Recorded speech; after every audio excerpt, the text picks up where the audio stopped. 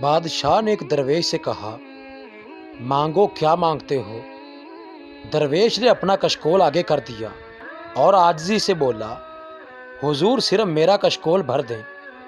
بادشاہ نے فوراً اپنے گلے کے ہار اتارے، انگوٹھیاں اتاریں، جیب سے سونے چاندی کی اشرفیاں نکالیں اور درویش کے کشکول میں ڈال دیں۔ لیکن کشکول بڑا تھا اور مال و متاع کم، لہٰذا اس نے فوراً خزانے کے انچارج کو بلایا۔ انچارج ہیرے اور جواہرات کی بوری لے کر حاضر ہوا۔ بادشاہ نے پوری بوری الٹ دی، لیکن جوں جوں جواہرات کشکول میں گرتے گئے، کشکول بڑا ہوتا گیا، یہاں تک کہ تمام جواہرات غائب ہو گئے۔ بادشاہ کو بے عزتی کا احساس ہوا۔ اس نے خزانے کے منہ کھول دیے، لیکن کشکول بھرنے کا نام نہیں لے رہا تھا۔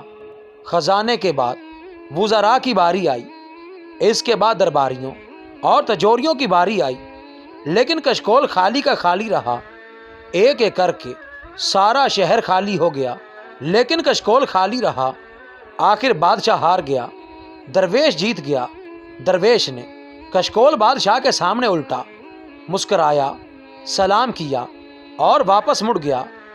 بادشاہ درویش کے پیچھے بھاگا اور ہاتھ باندھ کر عرض کیا، حضور مجھے صرف اتنا بتا دیں، یہ کشکول کس چیز کا بنا ہوا ہے؟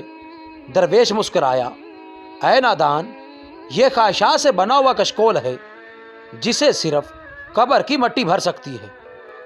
مزید ایسی ویڈیوز کے لیے چینل کو سبسکرائب کریں اور بیل آئیکن کو لازمی پریس کریں۔